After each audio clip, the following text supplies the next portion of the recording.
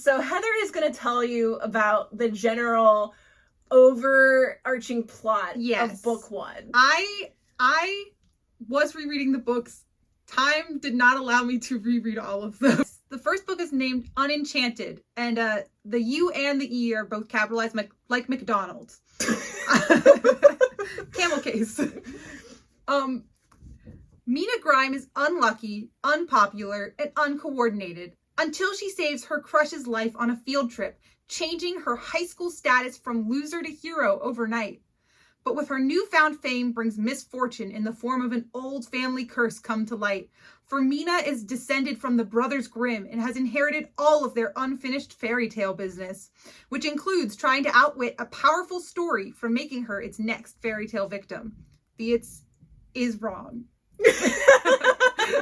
But that sounds really good, right? To break the fairy tale curse on her family and make these deadly occurrences stop, Mina must finish the tales until the very grim end. Already with the puns. Yeah. She's such a wordsmith. She is. And it sounds really good. It sounds so good, right? Like, you want to read that, right? So that's the description that we get of this book. So Book 1. Unenchanted. Camel case. Yes. Mina saves Brody's life on their tour. He's her crush. He's been her crush for, I guess, the 2 years that she's been going to this school. She and Nan have been best friends for 2 years, and they've moved around a lot before this point.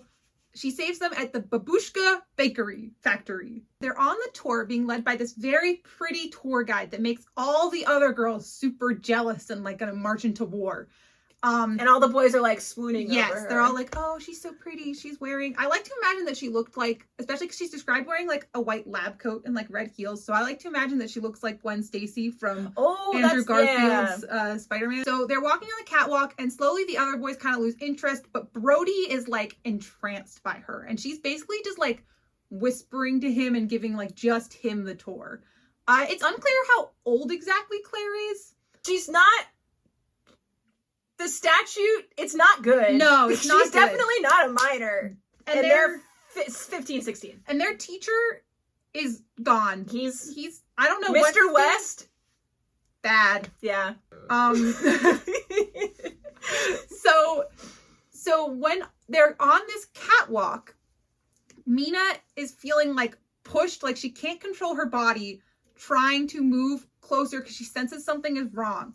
And in an effort to like throw out her hand to stop herself, she throws this chewed up number 2 pencil that she has.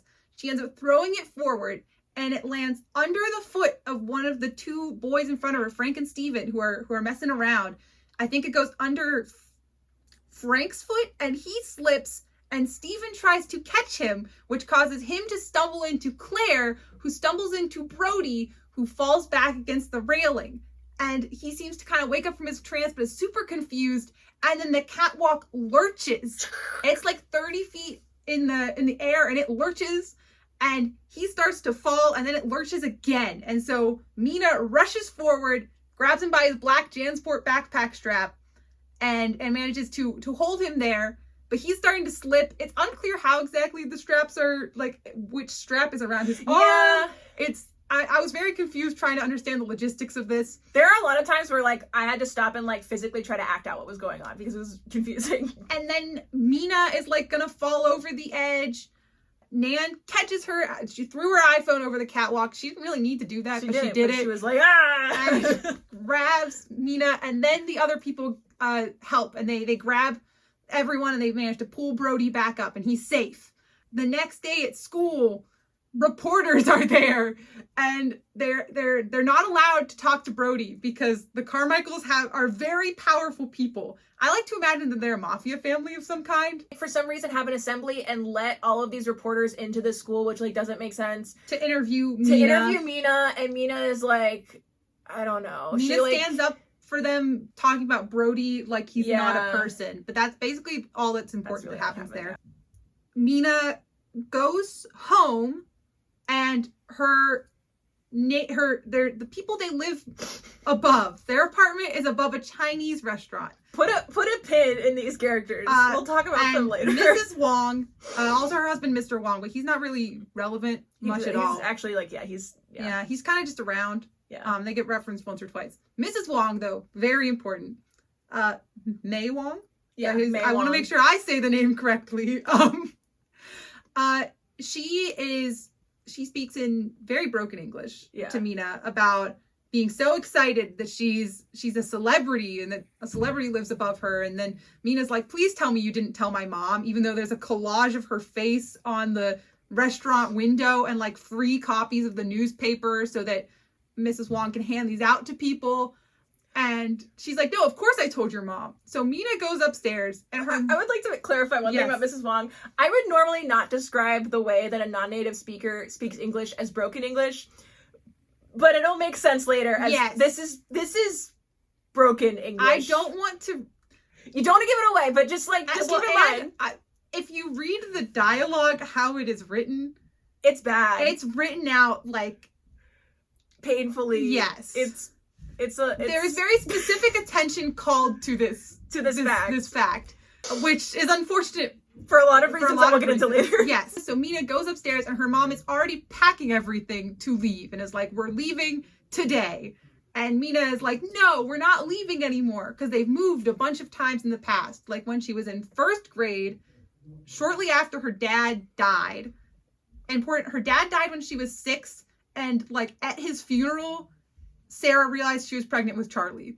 That'll be important later. Mina, when she like first grade, which is like 6 or 7, so probably around that same time, she has a weird instance at the zoo where all the animals in the petting zoo start following her around. When she was, I think it's 4th grade, she was doing a garden variety, like gardening project, science project, and they produced 2 car-sized pumpkins.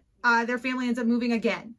And then in 7th grade, which I assume is the move right before they end up where she's at now, she was in her home ec class and was falling asleep during her knitting projects. And so her mom says that she's been sick, and then like the next day they move. So she's like, I'm done moving. You have to tell me why. You're just like mad. You've been encouraging me to be a loser my whole life.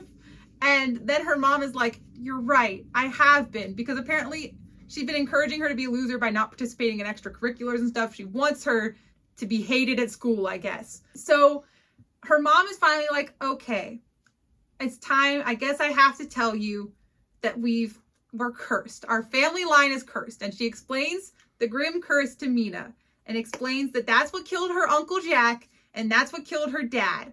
Mina does not know that her dad was cursed, but then later will speak as if she knows that like this is the thing that consumed her dad's life up until she was 6 years old, and like that she knows that this like his obsession with it brought about his death, but like she doesn't know that. He's kind of a non-character. His character trait is brown hair and mustache. And Grimm curse. And the Grimm curse. So she learns of all this, and Sarah is like, this is why we have to leave.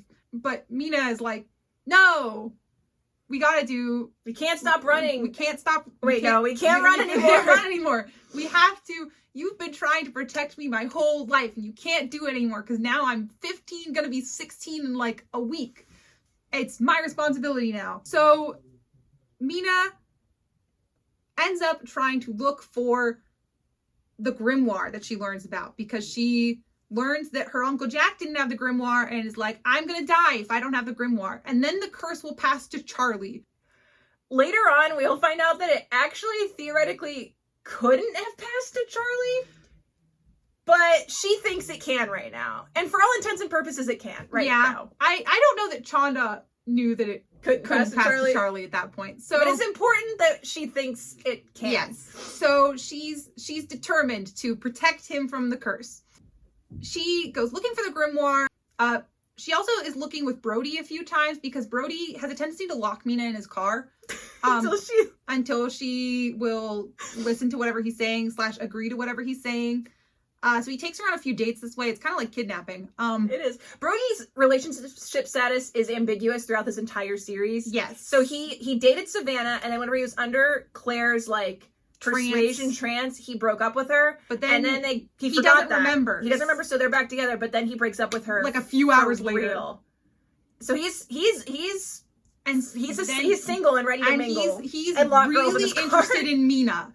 And Mina just like can't get this through her head, even whenever he's like, I want this to be a date. And then she's like, You hate me. Yeah. You are embarrassed of me. Get away. Yeah, she's really mean to him. Sometimes when they're talking, she's talking like he's doing all these new things, like it's been happening for like a week or so. And then she's like, yeah, since yesterday. And I'm like, oh, he's picked you up from school every day in that it's been a day. Yeah.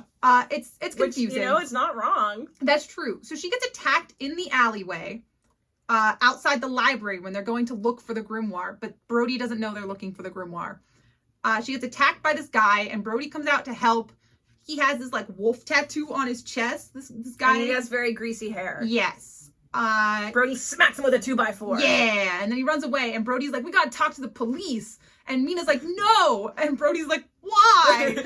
And Mina's like, you don't understand me or my family. Yeah. Drop me off at my house. Yeah, I hate you. I hate you. And also lies about where her house is because she doesn't want him to know where she lives. So she makes him drop her off in like the Mexican district or something. I forget how it's referred to. It is specifically noted though that it's like Mina lives in like the ethnic district. Yeah. So like there's like it's very like vague, but whenever they like walk around her house, they're like I don't know. Yeah.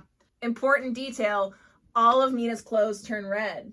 Does that does happen? That does happen, yeah. She also stops going to school for like 3 days after they turn red. Red hoodie. Red hoodies. All the red hoodies. So Mina really hates the color red. Red is colors sometimes have meanings that can change. Yes. Oh wait, and one other thing. So she tells Nan about the curse, and Nan's like, okay.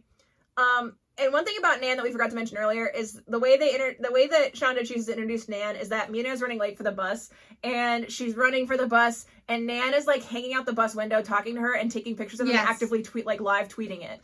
And not helping her. Mina's like, can you please tell them to stop the bus? And Nan's like, and rolls her eyes, is like, okay. And she wears a fedora, and also she's wearing a shirt that says I love Jacob Black, and later she wears an Edward shirt, so it's ambiguous as to whether she's team Edward or team Jacob. Yeah. But the clothes are really important in this book because they like give you like she gives you like every time a character changes clothes, you get like the full outfit. A Maya Mortal fanfic level of detail of like all of her clothes. When Mina finally does get on the bus, she's very embarrassed. She doesn't actually know. She thinks tweeting is called chirping, but Nan has like 300 followers, and that's a really big deal. But anyway, so Nan finds out about the curse, and this is Mina goes and gets the grimoire. But before that, they have a whole like they go to like this pet store and all this the animals trying to break out of their cage to get to Mina. We will get to at the end which quests may or may not occur within this story. Chanda says that there are 3 that happen. I have counted at least 5 that were referenced. And because it's unclear what counts as completing a story, we don't know if technically she completed more or not. So she goes to this shop that's they don't recognize. Her feet force her in, like walk her into it. So she goes in, and then Nan's like, it looks kind of like it's closed. I'm gonna go out and check the hours. And it's like 1:30 when she goes in.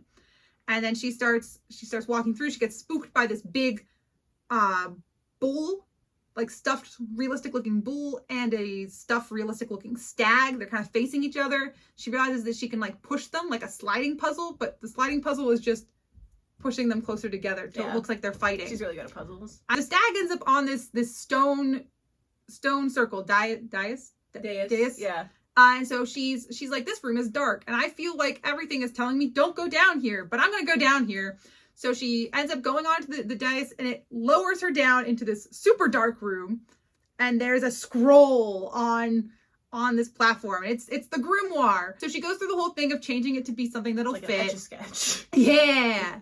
So she goes through the whole thing to make it be a hideable book, a little red notebook, and she goes back out, and she gets outside, and the store is actually shrinking in on her, like it reminded me of some Harry Potter thing of like the house like closing in. Oh, okay. And she goes outside, and she's like, Nan's gone, and it looks weird. And the clock just chimed that it's like close to 7 o'clock, but my watch still says it's 1:30, so time moved differently inside, I guess. Wolfman comes out of nowhere. His name is Graytail, we learn. Graytail shows up and antagonizes her again. He's the same one from before, and he wants the book. Before, he'd been demanding the book, but she didn't have it. She knew what he wanted, but didn't have it, because that's why Brody was like, just give him what he wants, but no. So while she's fighting, she ends up dropping the grimoire, it falls open, and she's screaming for help, and then out of nowhere,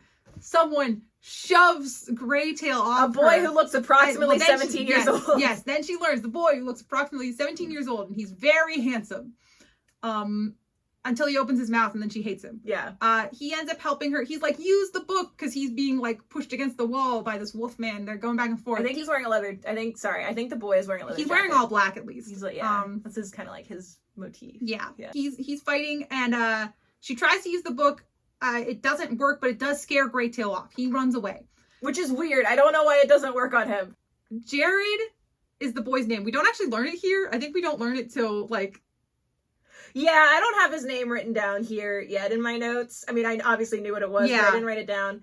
He says, they like have this back and forth, and the boy is like, I know more than I want to about the grimoire, and you're hopeless. Yeah. And he like starts to walk away from her, and she's like, wait, and she grabs like his shoulder, and so he takes it and like whips her around and like pins her up against the wall, and he's like, don't touch me. And she's like, leave me alone. And so then he like lets her go, I guess. Because she gives this whole thing about like, I am going to make it. I'm going to survive. And he's like, maybe you do stand a chance. And she's like, He's really big on his negging is like the only way he knows how to communicate with her. There's actually a common thread throughout the story, especially with him, but in general tends to be, people seem to think that the best way to inspire someone to act is by just yelling at them. Being really mean and being like, you suck and you're hopeless and your dad sucked. Yes, that's a big one. Mina and Brody are sort of dating at school. Brody is very protective. Jared, the boy who we learn his name is Jared, the boy from the alley, just shows up at her school in class and is like antagonizing her in art class. They like... Yeah. He's sitting at their lunch table when they show up because Nan and Mina always sit in the same place. And Jared's sitting there, so they sit with Brody and his friends instead. Jared is like mad at her because he's like, do you have the grimoire with you? And she's like, no. But actually we learned she did. She just lied for no reason. Yeah. Brody drives Mina home because we forgot to mention that Brody accidentally ran over Mina's bike. Yes. When she was delivering papers to his house. Papers that weren't actually requested. It was a fey plot. Yes. And so he drives her back, and they go on a date to the Golden Palace, the Chinese restaurant that she lives above. And then there's a little bit of a goose girl thing going on.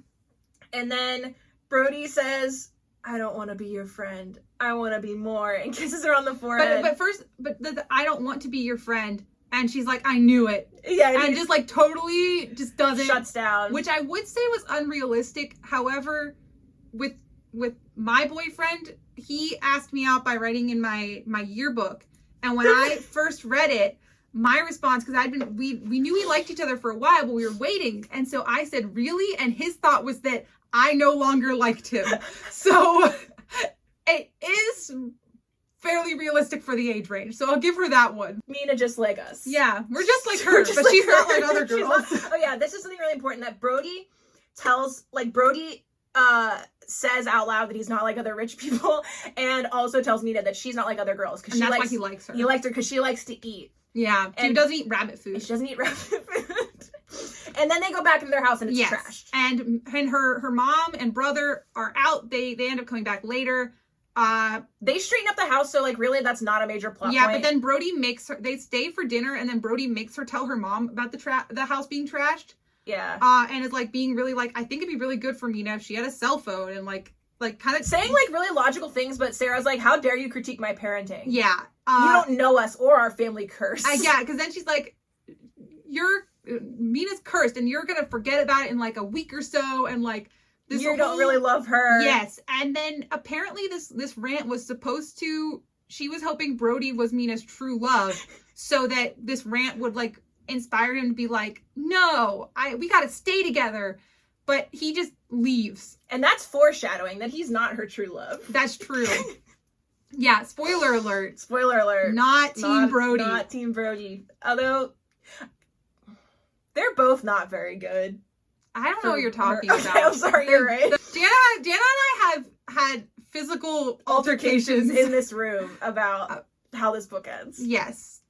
The series ends. But her mom negs him so much that he leaves, and then she deadpans at Mina as like, I think you've just been dumped. And my notes include just a key smash at that point. Yeah, it was really wild that that's just how that happened. So Mina is so upset when she goes to school. She finds threatening notes in her locker, and I don't know if it never really we comes don't know up why. again. She was getting notes about how she was like with Brody and people being really mad about that. But then Grimy she also gold digger. Yeah, but then she does get a note that's like specifically like a threat, like a Fae-related grim. Yeah, but then that never comes up again. Jared is like, yeah, I'll help you if you survive the week, and then like roasts Pri and Savannah when they come over and try to hit on him. And Pri and Savannah mentioned that there's a fairy tale themed dance that they're having. The Enchanted dance, I believe is what it's called. Something like that. And Mina like storms out and walks over to the school play stage, which is also fairy tale themed. Well, I think they're setting up the dance in there. Okay. And so like she sets on this stage, it's very High School Musical-esque.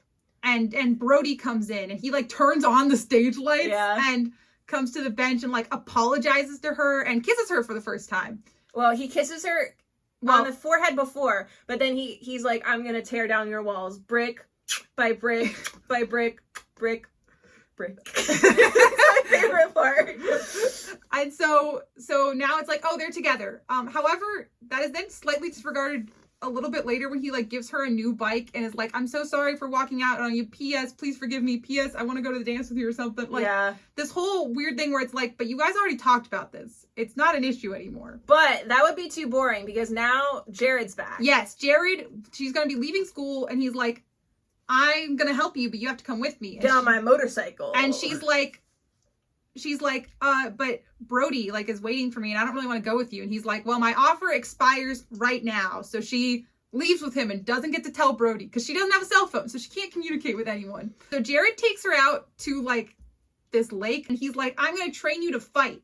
And she's suddenly like, wow, he could kill me here. That would be really bad.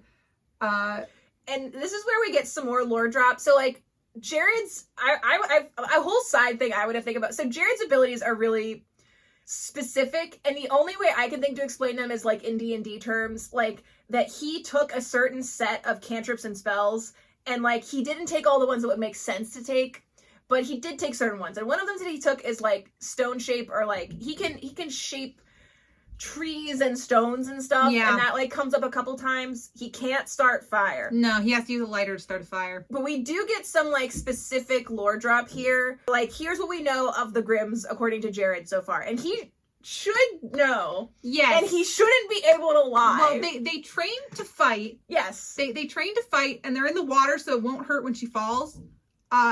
And then we're going to get some lore, and then I think they train again, and then they fight. Yeah. But there's like a little bit more lore. But the lore is what's mostly important in this scene. Yeah, that's a lot of exhibition of this scene. So the Grimm brothers noticed the Fae running amok and told them to leave, and then the Fae were like, here's our challenge, because you should never make a deal with the Fae, but they're like, if you complete all the quests based on our favorite stories, we'll go home and close the gate. And then that became like the story. So the story becomes self-aware and can interfere with the Grimm. James, her dad, didn't ask for help, and we're not sure if he had the grimoire or not. But the grimoire is basically a split. It's a copy of the story, which is aka the fable. They're both books. One's on the Fae plane, one's on the human plane. And the story is evil, and the grimoire is good. And that's all we know, and maybe sometimes the grimoire appears. I don't know how they're supposed to complete the quest if they don't have the grimoire. There's a kind-hearted Fae that like split the book for them because it seems like they weren't going to give the Grimm brothers a grimoire originally, but like specifically they call it a sprite. So that's the lore that they learn, and then they like Jared starts negging Mina, and they fight again. And it like discourages her, and she gives up, so she runs away. Yeah, and he's like, why is she running away? Yeah, it cuts to his POV, and he's like, I thought I could motivate her, but instead, she ran away. Yeah, when he's like, you're gonna die like your father. And then she, even though they were having a conversation about her father, and she's like, okay, I understand. She's like, how do you know about my father? Like, what do you know about him? Like, it makes no sense. Also, the Wongs just like showed up in their pickup truck and pick her up and drive her home. It's not explained how they know. It's not addressed by her or anyone else that they came. When she gets back is when Brody formally gives her the gift and like invites her to dance because it's about to be her birthday, I think. And then they find out the dance is on her birthday, and he's like, "Oh, we can do something else," and she's like, "No, let's go." And she's like, "Well, I guess we'll be Little Red Riding Hood." Yeah, she's like excited to be their favorite pick a fairy tale couple to be. And then she looks very sadly around her room and is like, it's gotta be a Little Red Riding Hood because everything turns red in her closet. Mina like is up on her rooftop. Yeah, she goes up the fire escape and like sits on the roof in this little like garden thing she set up, except I think they're all plastic plants because she can't take care of plants. Yeah. She's just like me, for real.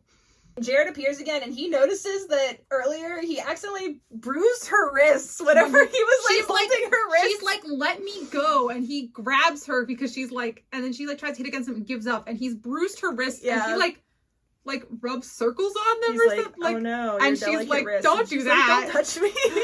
No, we'll discuss this later. He is able, even though she says, "Don't touch me," he kept touching her. This is important. Not just for consent reasons, but for other reasons. And then there's a little interlude here. Oh, wait. Where Mina realizes that she was in the Hansel and Gretel's tale at the bakery. Because Jared, like, talks her through it. Yeah. And then Jared is like, "You completed the tale when you rescued Brody." Put a pin in that one. Monday, the only thing that happens is that Brody punches Jared. Yes, because he's noticed someone following them on the ways to and from school on a motorcycle. And he's like, "That's got to be you, Jared." Yeah. It's unclear if it actually was Jared, because like he was waiting to follow them that day, but also then he's really concerned about the fact that someone's been following them because he notices that the Fey wolves, Greytail, the pack is forming.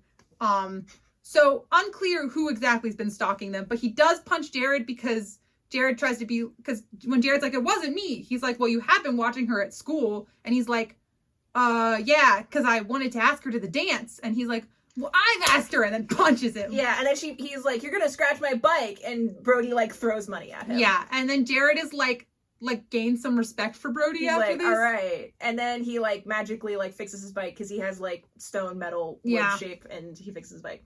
Jared asks Nan to the dance. Yeah. And she goes dress shopping with her mom, Mina does, and they're looking at all these dresses, but none of them will work. And they find this really pretty vintage dress that Mina's like, "This is the one I would have chosen, actually, if it weren't for a quest." It comes with a cloak and a hood. Yeah. So Mina's like, "Well, the curse will, if the story really wants me to wear this dress, then it'll provide the money for it." And it does.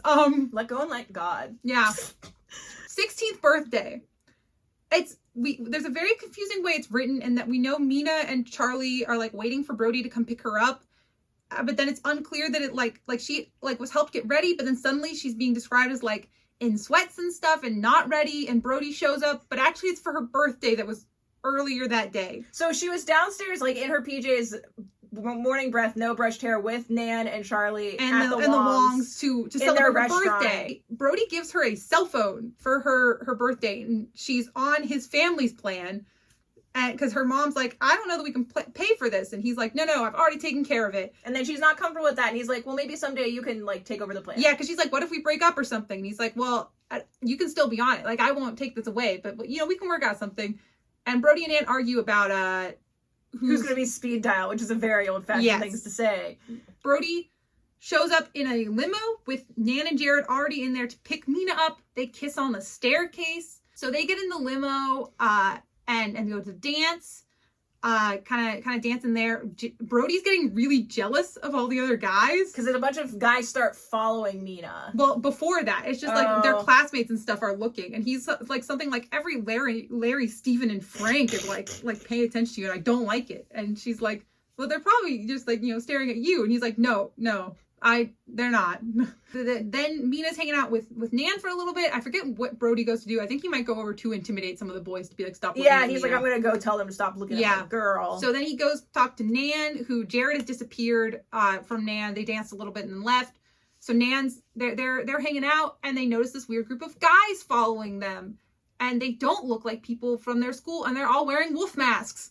And then it's like, oh no, she gets the sense that it is the wolf pack. So they see, note her subtlety. They try to escape, but when they go through the fire exit, Nan and Mina, they get grabbed. And Claire's there. Yes, Claire's there from Babushka's bakery. But Claire is old now. Mm-hmm. Jared told Mina that once the quest had been finished, Claire was part Fae. Yeah. And then it seems like later she just is Fae. She's what they call, Jared's like, it's what you would call a man-eater. Yeah, whenever he asks, I don't know what she's supposed to be. He asks Nan, when he's trying to get Mina to guess what she is, she's like, a cougar?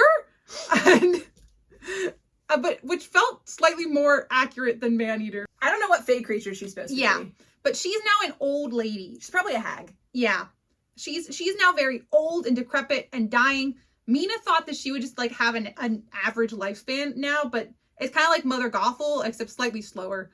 She's dying, so she's like, I need the grimoire so I can undo this and like keep my youth and everything. So then they get taken in a truck back to the Babushka bakery. And there's a big chase scene where Brody's chasing them and Jared's chasing the motorcycle. We learned that Jared went out to the football field because he thought he could like intercept them, sense them. Oh yeah, something that he knew they were there, but actually was a trap to lure him away. He can smell Fae, which is funny. And fear. So he's now going after them again. Realizes they're gone. Sees what's happening. He gets on his motorcycle and follows. And Brody has also been looking for Mina, and then follows after Jared, who's following after the truck. However, Brody like doesn't catch up for a while, so. Yeah, he wasn't very good. Maybe he's following the speed laws. Yeah, Jared was probably like, because Jared actively like fights on the motorcycle. That's true. And he wipes out, and Mina thinks he's dead. And Greytail jumps out of the van onto Jared, and they like crash. And Mina's like, Jared just died and is distraught. Yeah. They show up at the bakery, and Claire sucks a bunch of Nan's youth till Nan is like a grandmother. Which is important. That is important. She's like, I need the grimoire from you, Mina, and then I'll transfer, and then I'll I think kill her. She's going to kill Mina for all of her age, but she'll let Nan live. But then it's like, I'm going to suck the rest of Nan's life and kill her if you don't do it. So Mina's like, oh, but I can't get it out I can't get the grimoire out from underneath my dress without undressing. And Claire laughs at her and is like, fine, you can go hide behind this thing. So Mina just slips it out. She's like, please do something. And the book is not responding. And so then she decides she's going to trust the Fae story instead of the grimoire. I don't really understand how that works, but she decides to slash at this one wolf by her. I know she kills Greytail. Or no, maybe she doesn't. Maybe Greytail just died in the thing. Lone Tree is one of the named wolves, and I think he dies at some point in this.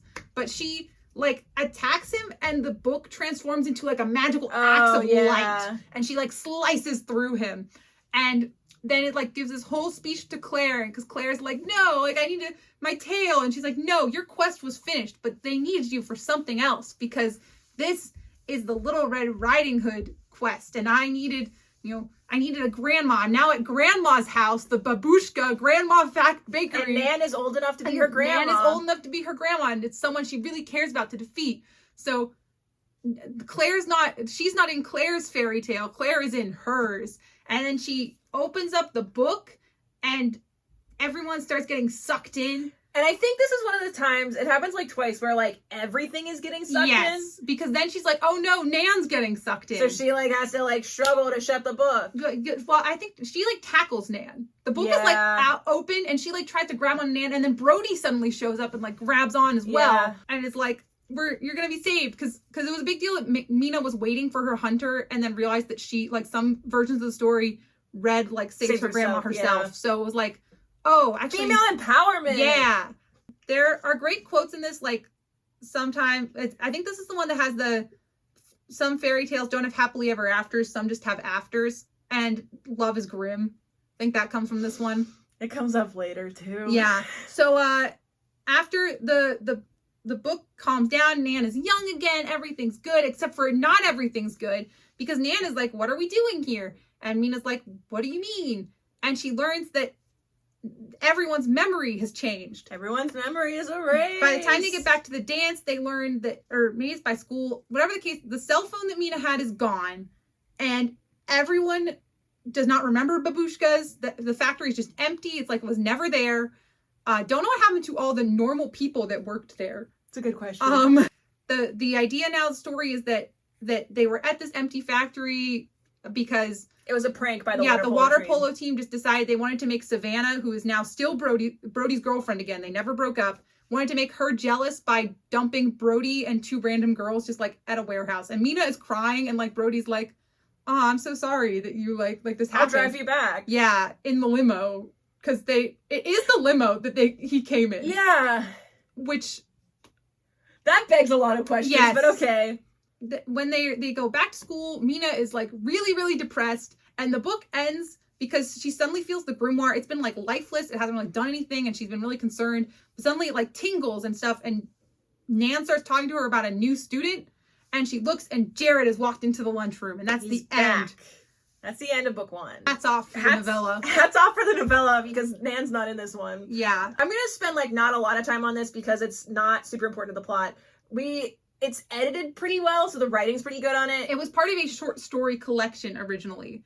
A limited time collection. Heather had to work really hard to read this book. I was reading these when they came out, and my mother, because she knew I found out about this novella and I really wanted to read it, Jared's Quest, and so my mom reaches out to Chanda Hahn and is like, "Hey, my daughter would really like to read this book. Big fan. Is there a way that we can purchase this short story? Like, even if it's not the collection, since I was limited time, if we just buy like the short story itself?" And Chanda Hahn said no. And so then my mom coordinated with someone else who had the collection. I think we paid them for it, but they weren't the creator to my knowledge, or maybe my mom reached out to a different, I don't know how my mom got it. She paid someone and we got the copy of it. So I was able to read the novella. However, it has now been released as its own standalone novella that you can purchase. Or if you were a Shrimonal, you could find it online for free. But we would never do that. It is now readable. However, I am still a little bitter that she made it so hard for me in my heyday to try and read this novella.